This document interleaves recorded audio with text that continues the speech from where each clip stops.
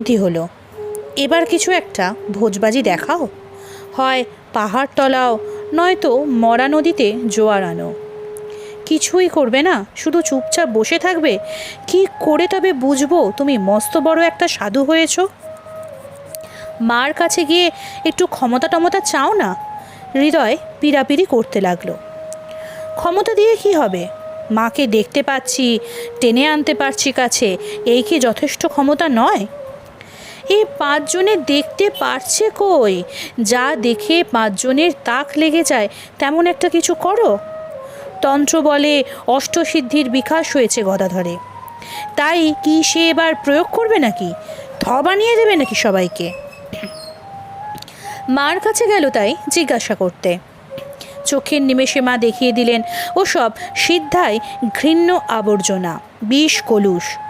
ভগবানকে পাবার পথে দুর্লভ